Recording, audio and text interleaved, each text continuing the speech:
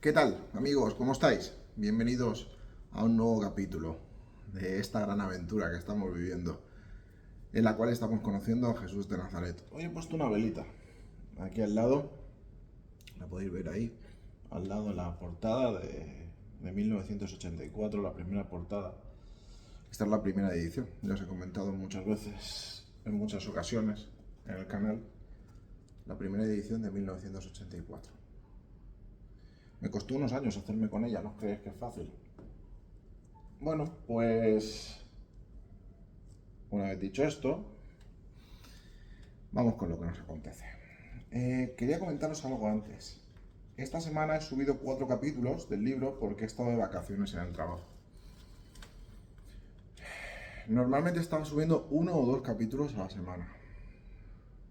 Voy a intentar no fallar. Voy a intentar seguir subiendo 1 o 2 capítulos a la semana. 4 no puedo subir porque, claro, ya mi vida vuelve a la normalidad.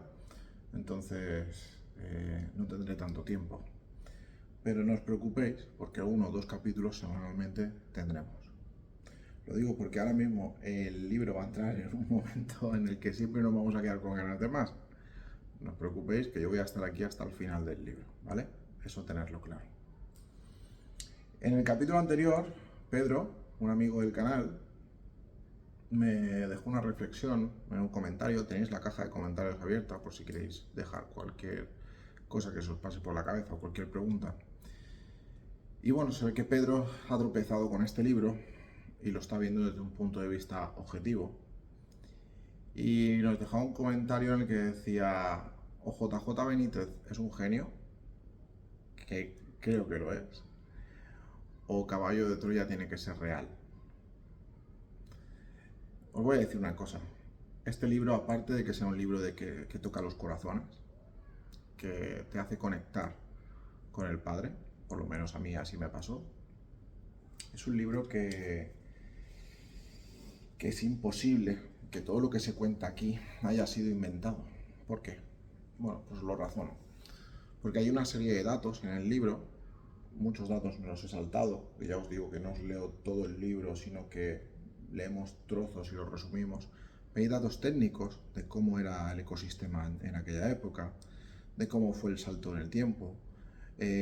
Hay fórmulas físicas, fórmulas químicas.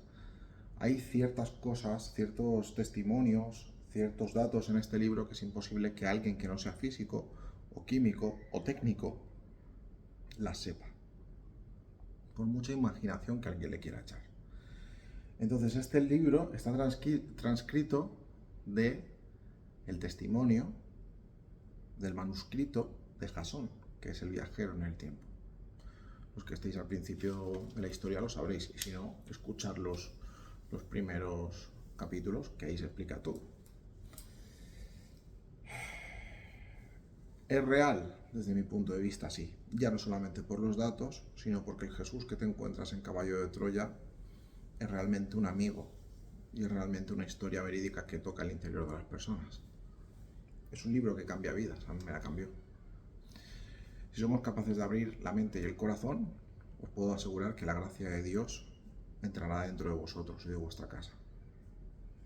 Una vez dicho esto, vamos a proseguir. Estábamos en un punto en el que ya Jesús lo han capturado, lo están llevando al templo para, voy a utilizar la palabra ser juzgado, pero en ningún momento Jesús es juzgado, sino solamente que es acusado y calumniado por esa gente que lo odia, pero no hay ningún juicio justo, ya lo veréis. Y está ahora mismo custodiado por lo que vienen siendo los judíos y los romanos. En la última parte vimos cómo los judíos y los romanos chocan totalmente. Chocan en confrontaciones. ¿Por qué? Porque, bueno, realmente los judíos, cierta facción de los judíos, como ya hemos conocido, querían matar a Jesús, y los romanos, sinceramente, les importaba poco lo que Jesús dijera. Pero lo apresan por no echarse la gente encima. Ya lo iremos viendo y veremos viendo qué es lo que dice Pilato un poco más para adelante y demás. Pero realmente el romano no era el enemigo de Jesús, sino era el propio envidioso de Jerusalén. Ya sabéis que convergían varias religiones y lo que Jesús contaba no les venía bien para sus propios intereses. Ya sabéis que tenían extorsionados a mercaderes, extorsionados a Jerusalén entera. Bueno, pues vamos a proseguir por donde nos quedamos, ¿de acuerdo? Pero tener eso en la mente. Estamos llegando con Jesús al templo apresado.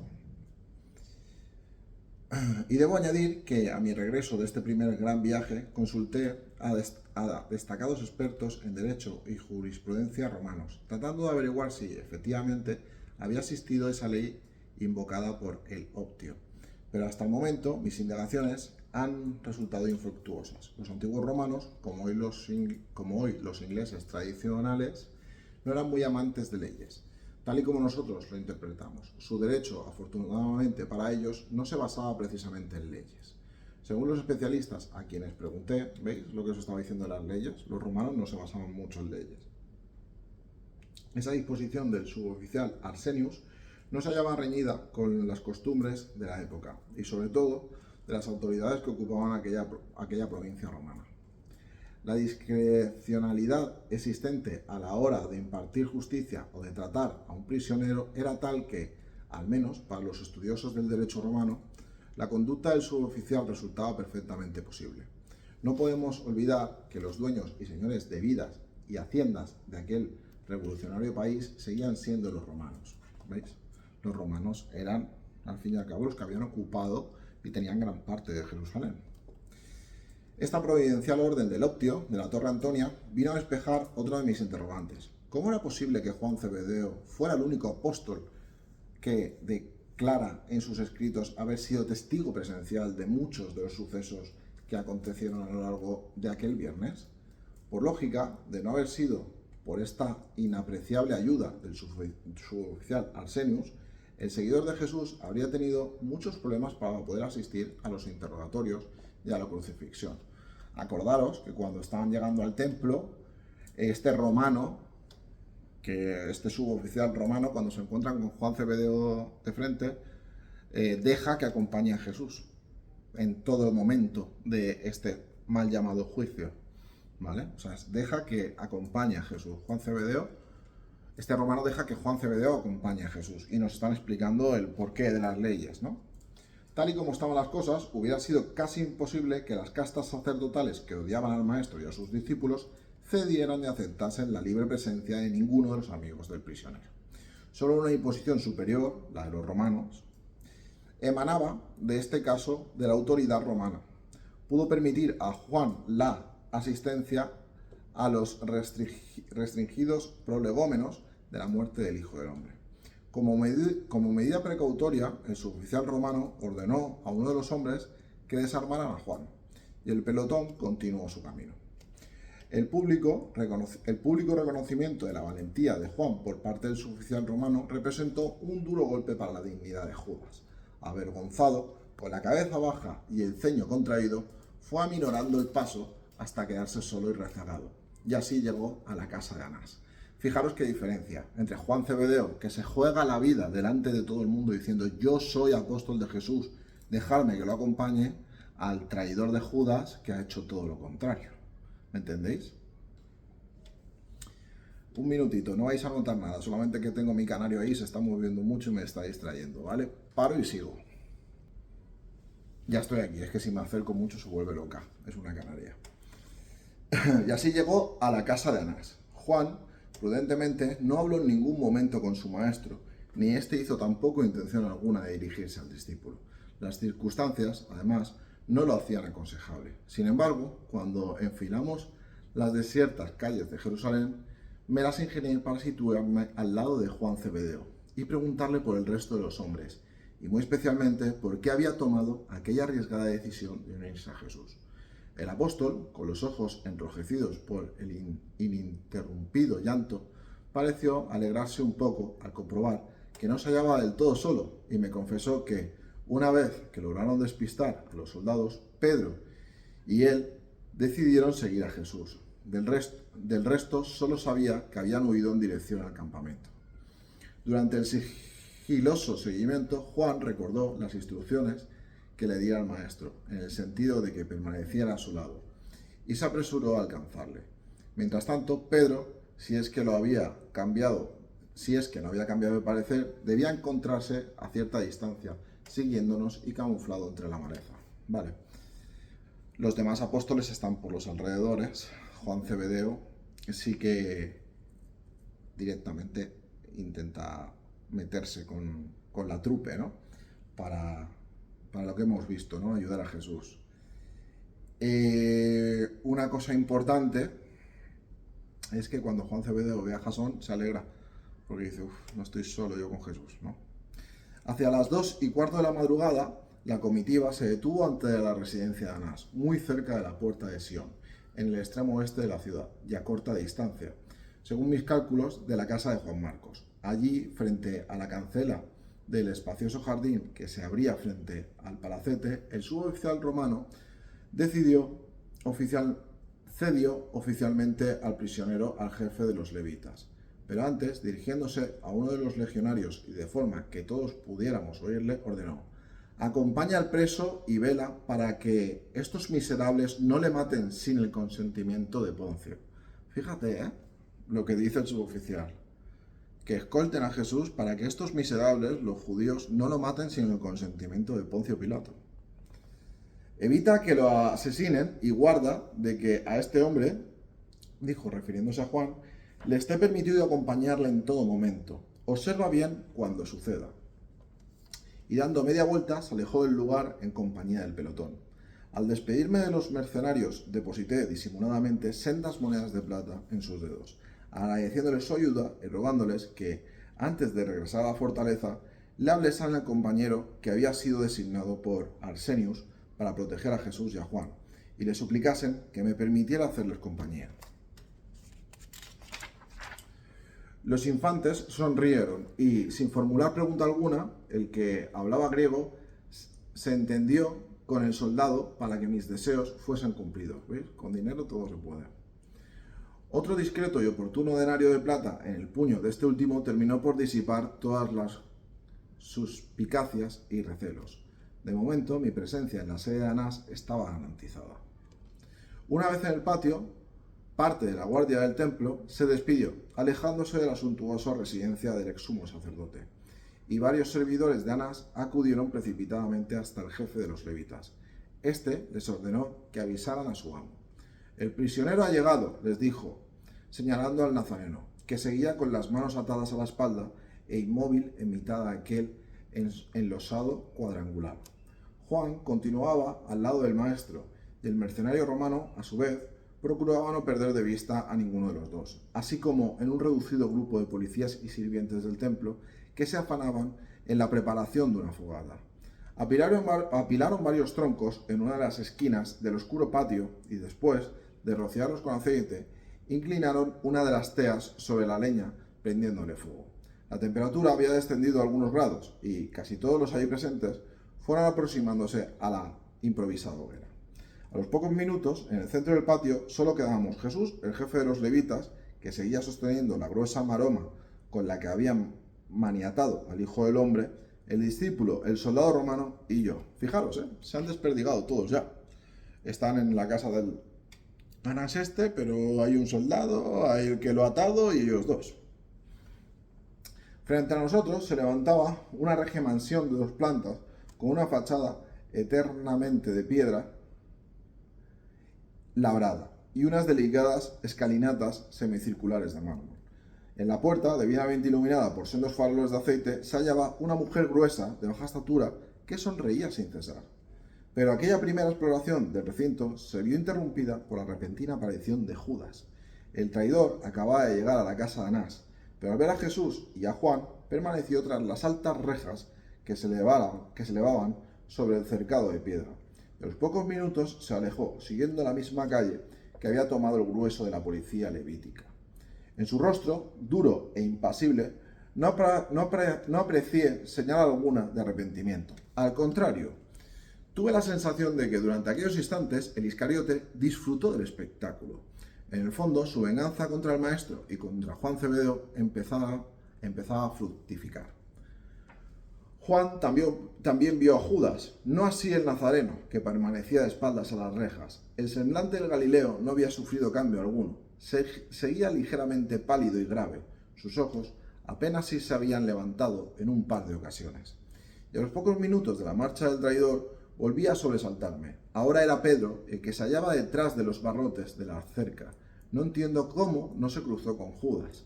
Fijaros, ellos están como dentro de un patio, de un caserón, que los separa unas rejas del exterior, y Pedro acaba de ir a las rejas. Nervioso, caminaba de un lado a otro de la verja, tratando de hacerse notar. Juan, al verlo, me hizo una señal con los ojos. Asentí con la cabeza, indicándole que ya me había dado cuenta. Sinceramente sentí lástima por aquel impetuoso pero cálido y bonachón apóstol. Al cerciorarse de que tanto Juan como yo habíamos reparado en su presencia, Simón agarró los hierros con ambas manos y comenzó a gesticular con la boca. Juan y yo nos miramos sin terminar de comprender las intenciones de Pedro. Al fin, señalando con el dedo índice hacia su pecho, movió la cabeza, comunicándonos con aquella mímica labial que él también deseaba entrar en la casa. Yo le miré encogiéndome de hombros. ¿Qué podía hacer? En ese instante, uno de los sirvientes de Anás salió de la mansión haciendo un gesto al jefe de los levitas para que entrase. Me volví hacia Pedro y leí en su rostro la más profunda de las desolaciones. Pero al cruzar el umbral, Juan se dirigió a la mujer que permanecía en la puerta, rogándole que dejara pasar a su amigo, y el apóstol señaló a Pedro con la mano. Quedé desconcertado al oír cómo la gruesa matrona, sin pestañear siquiera y en un tono cordial, accedía a la petición de Zebedeo, llamándolo incluso por su nombre de pila. A lo largo de esta angustiosa madrugada, Juan me aclararía que no había ningún secreto en el amable comportamiento de la guardesa. Tanto él como su hermano Santiago eran viejos conocidos de aquella mujer y de los sirvientes de la casa. Juan y su familia, especialmente su madre Salomé, pariente lejana de Anás, habían sido invitados en numerosas ocasiones al palacete del ex sumo sacerdote. Mientras el jefe de los levitas conducía al nazareno al interior de la mansión, la portera descendió las escalinatas, procediendo a franquear la entrada al decaído y atemorizado Pedro. Allí mismo fui presa de otra grave duda. Al ver entrar a Simón recordé que, si los evangelios no erraban, las famosas negaciones del fogoso discípulo no tardarían en producirse. ¿Os acordáis cuando niega a Jesús 3 veces? ¿Qué dice la Biblia? Pues este es el momento. Y aunque los evangelistas Mateo, Marcos y Lucas situaban tales negaciones en la sede del sumo sacerdote Caifás, supuse que el testimonio de Juan, que mencionaba este suceso en el patio de Anás, debía ser el correcto. El discípulo, al comprobar mi indecisión, me instó a que le acompañase, pero elegí quedarme en el patio junto a Pedro, y así se lo dije. Después de todo, lo que pudiera ocurrir en el interior de la casa del suegro de Caifás se hallaba perfectamente cubierto con la presencia de Juan. Claro, decía Juan que se vaya con Jesús y yo me quedo aquí en el patio. Juan me va a contar lo que le digan a Jesús. Y yo mientras me quedo aquí en el patio y veo esta imagen histórica de la negación. Estos razonamientos me tranquilizaron a medias y sin perder un segundo acudí al encuentro de Pedro. El hombre al verme se abrazó a mí sin poder contener las lágrimas. Estaba confuso, no acertaba a entender lo que estaba pasando y por qué Jesús se había dejado prender tan fácilmente. Él, capaz de resucitar a los muertos, se lamentaba una y otra vez, no ha movido un solo dedo para impedir que le capturasen. Y lo que es peor, añadía con una rabia sorda, es que ni siquiera nos ha dejado a nosotros la oportunidad de ayudarle. ¿Por qué? ¿Por qué? A duras penas traté de serenar sus ánimos, pero su nublada inteligencia y su pasión por Jesús no le permitían razonar con claridad. Su mente era un torbellino donde se mezclaban por igual el odio hacia Judas y hacia los miembros del Sanedrín, el miedo por su propia seguridad y la del grupo, y una inmensa incertidumbre por el rumbo que estaban tomando los acontecimientos. Es triste y casi increíble, pero no me cansaré de insistir en ello. Ni Pedro ni el resto de los apóstoles habían entendido a aquellas alturas la verdadera misión del Hijo del Hombre. Fijaros que Pedro se echa las manos a la cabeza y dice, ¿por qué? ¿Por qué nos ha defendido? Él que es capaz de resucitar a los muertos, él que es tan poderoso, porque no ha sido capaz de defenderse o que nosotros le defendiéramos. Y es que no entendieron, lo entenderían después, cuál era la misión de Jesús, el por qué Jesús se dejó atrapar. Y es que tenía que ser así, ni más ni menos. Es el hecho que demuestra y que sella la bondad de Jesús y la misión de Jesús. Si Jesús se hubiera defendido, si Jesús hubiera luchado, si los hubiera dejado que hubiera una guerra, no sería la forma de operar de Jesús de Nazaret. Sería otra cosa. Ya estaríamos hablando de quizá en el ego, o ya no sería el mensaje que él quería dar. Seguramente lo entendieran después los apóstoles. Simón había empezado a temblar. No sé aún si de miedo, angustia o de frío. El caso es que inconscientemente nos fuimos aproximando a la fogata. Media docena de levitas y servidores de Anás se habían sentado a la turca, calentándose muy cerca del fuego. Yo hice otro tanto y Pedro siguió en pie, con los ojos perdidos en las llamas. En eso, la mujer que le había abierto la cancela salió nuevamente de la casa, situándose bajo el dintel de la puerta.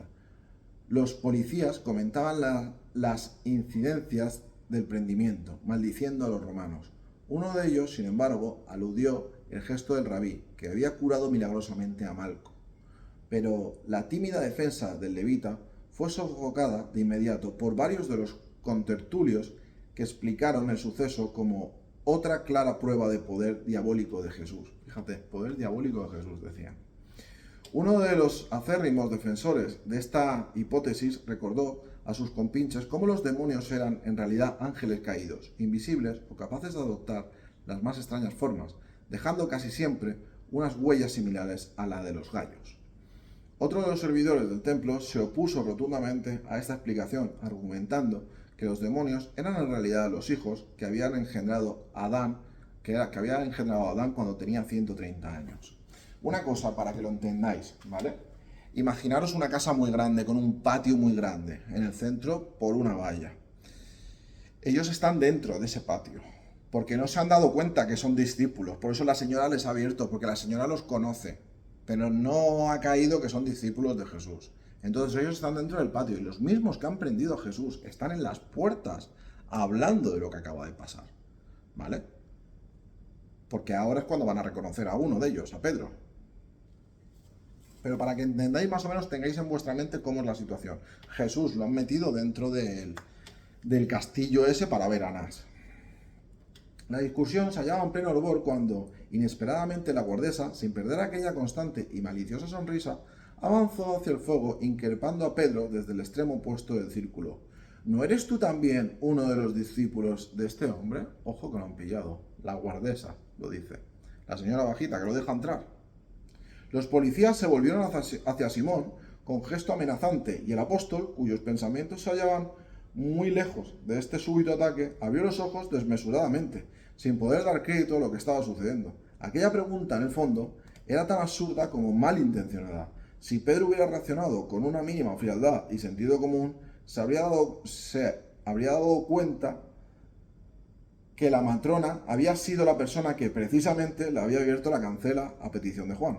Era obvio, por tanto, que la mujer estaba al tanto de la amistad existente entre ambos, pero el miedo una vez más se apoderó de su cerebro y casi tartamudeando respondía: «No lo soy». La portera siguió impasible junto al fuego, pero su atención se desvió pronto hacia la conversación de los sirvientes y levitas, que habían vuelto a enzarzarse en el asunto de los demonios. Ninguno de los allí presentes pareció dar demasiada importancia a la presencia de Pedro ni a la posible vinculación con el prisionero. Si el apóstol hubiera reparado en esta actitud generalizada de los levitas, probablemente habría logrado remontar el pánico. Cuando dirigí los ojos hacia él, su rostro había enrojecido. Simón evitó mi mirada, mordiéndose los labios y arrugando nerviosamente los pliegues de su manto. Cuando dice Simón y Pedro se refiere al mismo, ¿vale? Simón Pedro. En este momento caí en la cuenta de que no llevaba su acostumbrada espada. Sin duda la había perdido en la huida o quizás se había desembarazado de ella antes de acercarse a la casa de Anás. El policía, cuya versión sobre los demonios había sido interrumpida por la llegada de la portera, retomó el hilo de su exposición, haciendo ver a los presentes que el Galileo bien podía ser uno de esos hijos de Adán. Pero la explicación del levita no satisfizo a la mayoría. Otro de los servidores del Sanedrín añadió que generalmente estos diablos solían habitar en los pantanos, ruinas y a la sombra de determinados árboles. Este apuntó no solo el caso de este Galileo, todos lo hemos visto predicar abiertamente en mitad de la explanada de los gentiles. ¿Qué clase de demonio actuaría así? Y no olvidemos, terció otro de los presentes, que el rabí de Galilea ha curado a muchos lisiados. Ensimismado, en aquella tertulia no reparé en la presencia a mis espaldas de una figura. Al sentir una mano sobre mi hombro izquierdo, me sobresalté. Era José de Arimatea. Me levanté de inmediato, separándome de la fogata y caminando con el anciano hacia el centro del patio. Tanto él como yo ardimos en deseos de interrogarnos mutuamente. Le anuncié que el maestro había sido conducido a la presencia de Anás, poniéndole en antecedentes de cuanto había sucedido en la finca de Simón el leproso y en el camino del Olivete. José escuchó en silencio, moviendo de vez en cuando la cabeza en señal de preocupación. Por supuesto, estaba al corriente de las andanzas del Iscariote. El rápido aviso de Juan Marcos le había permitido trasladarse muy a tiempo al templo, controlando los sucesivos pasos de Judas. Allí se encontró con Ismael, el saduceo, que contribuyó eficazmente en sus pesquisas. El de Arimatea hizo además de entrar en la mansión, pero le retuve, rogándole que me informase sobre la conducta del traidor. Sin querer, empezaba a bombardearle con todo tipo de preguntas. ¿Quién era aquel misterioso amigo que le acompañó hasta el templo? ¿Qué había ocurrido en el interior del santuario? ¿Por qué Judas había esperado hasta la medianoche para llevar a cabo la captura del Nazareno? ¿Por qué se adelantó al pelotón? José me pidió calma. En primer lugar, puntualizó el anciano, ese acompañante al que te refieres y que Judas recogió antes de su llegada al templo se llama también Anás. Es primo suyo, el mismo del que nos habló Ismael y que hizo la presentación del traidor a los sacerdotes en la mañana del miércoles. Mira, se me ha apagado la vela. Cuando llegué al santuario, ambos se hallaban parlamentando con el portero jefe de la correspondiente sección semanal. En esta ocasión, el turno había recaído en el levita Yohanan ben Gujeda, un individuo especialmente brutal. Para que te hagas una idea de su calaña, te diré que no solo golpea con su bastón a los guardianes que descubren dormidos, sino que en ocasiones ha llegado a prender fuego a sus vestidos. Pues bien, este capitán de la guardia nocturna escuchó atentamente la información de Judas. El traidor y su primo le explicaron que el maestro se encontraba en aquellos momentos en una casa del barrio bajo, en la casa de Juan Marcos, en la última cena, en la de Elías Marcos, como bien sabes, y que su prendimiento podía ser cómodo. Según el Iscariote, solo 2 de los 11 hombres que habían quedado en el cenáculo tenían espadas, Pedro y Simón Celotes. Fíjate, les dijo hasta cuántas espadas tenían, Judas. Pero Judas advirtió a Gujeda que no convenía descuidarse. En el campamento de Getsemaní permanecerían alrededor de 60 discípulos y allí sí existía respetable arsenal de armas. Gracias al cielo, los planes del traidor no salieron tal y como él había previsto.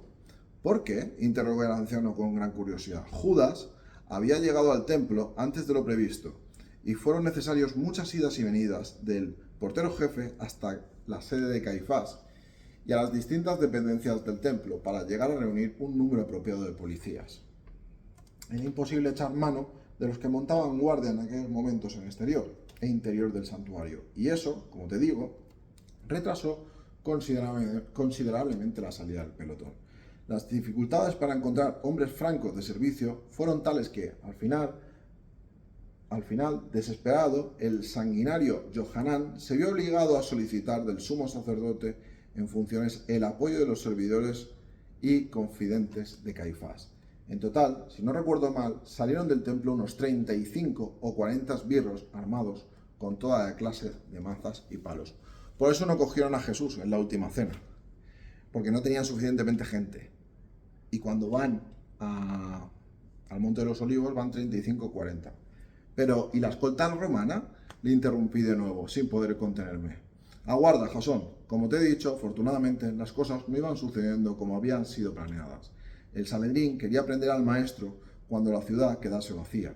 Y esta era también la intención de Judas, que, por lo que pude deducir, sentía miedo ante la posible reacción y represalias de los hombres de Jesús. Total, que Ismael se encargó de seguir al pelotón mientras yo permanecía en el templo en previsión de nuevos acontecimientos. Pero el traidor y su grupo rodearon la casa de Marcos cuando el maestro y los 11 acababan prácticamente de salir hacia el huerto. Esa era la información que recibió Ismael de Elías. Entonces, ¿Judas no llegó a ver a Jesús y a los 11? No, pero faltó muy poco. Si la patrulla no se hubiera demorado tanto, seguro que la captura del maestro se produce allí mismo, en casa de los Marcos. Imaginaos cómo habría cambiado la historia. No en el Monte de los Olivos, sino en la última cena. Habrían ido por él ahí. Elías, al ver a Judas y a los hombres armados, se dio cuenta enseguida de sus funestas intenciones y se negó a hablar con el Iscariote, arrojándole de su casa a patadas. ¿A patadas? Sí, y me temo que esa ofensa puede costarle cara al pobre Elías. Había algo que no terminaba de comprender, y así se lo comenté a José. Si Judas conocía las costumbres del maestro, ¿por qué no le siguió hasta Getsemaní? El de Arimatea dibujó una triste sonrisa. Si conocieras a Judas lo entenderías. Humillado y temeroso ante la violenta reacción del propietario de la casa, el Iscariote debió comprender que, si la actuación de aquel seguidor del rabí había sido tan radical, la del grupo acampado en la finca de Simón no podía ser menor. Y según Ismael, el traidor, cada vez más nervioso, explicó a los que le seguían que el nazareno y sus íntimos podían haber tomado la dirección del Olivete. Cuando los levitas le apremiaron para salir en su persecución, el Iscariote les detuvo asegurando que no era prudente enfrentarse a 60 hombres armados con espadas. Aquel cambio de planes, además, significaba que la policía del templo tendría que luchar y posiblemente capturar también a los apóstoles, o cuanto menos a los líderes del grupo de Getsemaní. Y las órdenes de Caifás no eran precisamente esas. Para el sumo sacerdote, el único hombre importante era Galileo. ¿Qué hacer entonces? El pelotón se encontró, pues, en una difícil encrucijada, y antes de arriesgarse tomando además una iniciativa que no había sido contemplada por Caifás, decidieron regresar al templo. Fijaros, iban ahí, pero al final no fueron porque dijeron, si nos ha tirado así Juan Marcos de su casa, quiere decir que los 60 que hay en el Olivete nos van a atacar, que luego no fue así, ya lo visteis. Aquello tranquilizó un poco a Judas, pero aumentó el nerviosismo de los jefes de los levitas. Tal y como suponía, la reunión secreta de Caifás con sus incondicionales del Sanedrín había sido fijada para la medianoche. Y a eso de las 11, cuando Judas y el grupo retornaron al templo, algunos de los fariseos, escribas y saduceos habían empezado a llegar hasta la sala de las piedras talladas.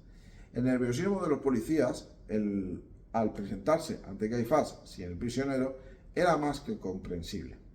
El tiempo se les echaba encima, y por un momento tanto Judas como los sacerdotes llegaron a contemplar la idea de aplazar el prendimiento. No disponían de una fuerza lo suficientemente grande y poderosa como para arriesgarse a invadir el huerto y capturar al maestro. Tanto Ismael como yo, dejó entrever José con una gran amargura, llegamos a creer que, de momento, todo estaba resuelto y que Jesús quedaría libre. Vana esperanza. Caifás no es hombre que se dé por vencido fácilmente, y su odio hacia Jesús es tal que no dudó en proponer una solución que repugnó, incluso a sus compinches: solicitar una escolta armada al gobernador romano. De esa forma, argumentó el astuto sumo sacerdote, el apresamiento de ese impostor no será difícil, y de paso la responsabilidad de la captura recaerá en las fuerzas extranjeras de ocupación. Vamos a seguir un poco más, ¿vale? Algunos de los miembros del Sanedrín trataron de que Caifás renunciara a ese proyecto, aludiendo a las constantes manifestaciones de Jesús sobre la no violencia. Pensaban con razón que el Galileo no permitiría a sus hombres que desenvainaran sus armas, pero Judas intervino nuevamente, y su cobardía salió a flote una vez más. Se manifestó de acuerdo con los sacerdotes, pero no admitió que los discípulos llegaran a obedecer al maestro. La sugerencia de Caifás añadió: me parece excelente, acudamos cuanto antes a la Torre Antonia. Entonces fueron a la Torre Antonia a pedir refuerzos. Y los sacerdotes designaron una representación del Sanedrín que acudió de inmediato al cuartel general romano. Pero el centurión de guardia se negó a facilitarles una escolta. Era muy tarde, y por otra parte, esa orden debe partir de Poncio Pilato, les explicó el oficial. Los sacerdotes insistieron y el centurión no tuvo más remedio que llamar a Civilis, el comandante en jefe de la guarnición destacada en Antonia, a que tú conoces. Nuestro común amigo, muy molesto por aquella visita, les preguntó las razones por las que debían proporcionar una escolta, y Judas, antes de que los sacerdotes reaccionaran, se enfrentó a Civilis advirtiendo que Jesús formaba parte de un grupo de celotes clandestinamente asentado en la finca de Getsemaní. Aquella vil mentira del Iscariote hizo dudar al centurión. Los romanos, como sabes, persiguen con saña a los revolucionarios. Los celotes eran revolucionarios de la época, ¿vale? Entonces eran como enemigos de los romanos. Y este Judas dijo que estaban que eran celotes, que eran revolucionarios. Entonces Civilis dijo, bueno, vamos a ver. No obstante, el oficial en jefe de la legión les ordenó que esperasen mientras acudía a la residencia del gobernador. Total, que entre unas cosas y otras, el Sanedrín perdió una hora. Pilatos se había retirado a dormir y en un primer momento no quiso saber nada del tema. Pero los enviados de Caifás no cesaron en su empeño, obligando a Civilis a entrevistarse por segunda vez con Poncio, anunciándole que en el referido campamento se habían descubierto un considerable arsenal de armas y que si lograban capturar al jefe, a Jesús de Nazaret, el gobernador se apuntaría un importante triunfo de cara al César. Todo mentiras. Y como podéis ver, Judas no solamente dijo dónde estaba Jesús, sino que Judas insistió y facilitó y hizo el plan para que los judíos y los romanos se juntaran para ir a por Jesús. Aquí lo estáis viendo. Al final, y quizá para quitarse de encima a los odiosos sacerdotes, Pilato dio la autorización y el centurión de guardia encomendó el mando de un pelotón de 30 o 40 infantes. No sabría precisarte el número exacto. A su optio, un tal Arsenios, que es el hombre que hemos visto que ha dejado que acompañara a Jesús. Y de esta forma, con grandes prisas, aquella tropa salió de Jerusalén guiada por Judas. El resto ya lo conoces. Vale, pues vamos a dejarlo por aquí en el día de hoy. Cosas importantes que hemos visto. Hemos avanzado bastante en estos 37 minutos. Hemos visto cómo... Se ha apagado la vela, ¿no? Se me ha apagado la vela. Es que tengo el aire puesto justo enfrente y se ve que la ha apagado. Bueno, hemos llegado ya a la parte en la que Jesús lo bajan de Getsemaní, dejan que Zebedeo lo acompañe y lo llevan a la casa del tal Anás este. Yo creía que iba a ir al templo directamente. Hace 5 años que leí el libro, no tengo todos los datos cristalinos en la mente. Lo llevan a la casa de Anás, ese hombre que lo odia tanto. Esa casa tiene un patio, es como un pequeño palacete, tiene un patio por fuera y una verja. Ahí dejan entrar a Pedro también. Está con el Juan Zebedeo, Pedro, Jasón. Si os dais cuenta, Jasón está en todos los lados. Y bueno, pues hay un momento ahí que veremos más hacia adelante. ¿Os acordáis que lo niega 3 veces, no? Antes de que cante el gallo me negarás 3 veces. Le dice Jesús a Pedro. Y le dice, yo nunca te negaré. Fijaros en qué estado de nervios y miedo tienen todos los apóstoles. Y qué contrariados están, ¿no? Porque dicen, ¿por qué Jesús se ha dejado prender? Ellos todavía no se lo creen. No se creen lo que ha pasado. Ya una vez lo han preguntado. Oye, ¿tú eres el apóstol de Jesús? Le he dicho que no. Una vez. Ellos están ahí, ¿vale? Ahora mismo Jasón se ha retirado a hablar con José de Arimatea, pero Juan y Pedro siguen ahí. Fuera. A Jesús lo han llevado para adentro, perdón. Zebedeo se ha ido con Jesús para adentro, se ha quedado Pedro. Fuera. En ese patio va a ser la negación. Ya lo veréis, antes de que cante el gallo. ¿Vale? Para que tengáis los escenarios claros. Zebedeo y Jesús se han metido dentro del palacete para que lo interroguen, Anás. Jasón, José de Arimatea y Pedro están fuera en el patio, con una hoguera en el centro. En la valla, policías del templo y la mujer esta que va y viene, que es la que le ha preguntado ya una vez a Simón Pedro. Y José de Arimatea le ha contado a Jasón cómo se fraguó todo el plan para capturar a Jesús. Que lo fraguó realmente Judas. Judas les dijo el sitio, les dijo cuánta gente había y cómo lo tenían que hacer. Judas lo dijo todo. Por miedo de no ser suficientes, le piden a Poncio una patrulla romana. Poncio, si os dais cuenta, dice ¿pero qué estáis diciendo? A mí dejarme. Pero le meten en la cabeza a Judas que son celotes, los celotes eran como la resistencia de Jerusalén a el Imperio Romano, los que luchaban, el otro bando, y que tenían muchas armas. Entonces, ¿qué pasa? Que Pilato dice, oye, a ver si esto va a ser ahí, están haciendo una revolución y vienen contra mí. Y le dicen, claro, si coges y los neutralizas, será una victoria de Roma, cara al César. Y ya sabéis cómo era Poncio, ya lo hemos conocido en otros capítulos, que era un hombre que tenía mucho miedo de que por no hacer las cosas bien le quitaran su puesto. Y por eso fueron judíos y romanos a por Jesús. A los romanos les daba igual, a los judíos no, que eran todos estos, que eran los que querían atrapar a Jesús. Y en ese punto estamos, amigos. Creo que nos ha venido muy bien conocer realmente cómo fue todo hasta este punto. Es algo que no te cuentan. Si con tanto lujo de detalle yo nunca lo había visto. Y como he dicho al principio del vídeo, creo que todo eso aporta una realidad a este libro que ningún libro oficial como es la Biblia da tanto lugar a detalle como fue la Pasión de Cristo. Cada uno que saque sus propias conclusiones. No voy a ser yo el que va a decir nada malo de la Biblia, pero yo lo que hay aquí me lo creo. Muchísimas gracias por vuestro tiempo, muchísimas gracias por seguir conmigo. Recordad que os intentaré sacar los máximos capítulos posibles. Vamos ya hemos leído el 60% del libro. Y nada, que muchísimas gracias de verdad por seguir viéndome y por seguir, sobre todo, teniendo intriga de este hombre que dio la vida por la humanidad, como es Jesús de Nazaret. Muchísimas gracias, salud y suerte para todos. Nos vemos pronto. Chao.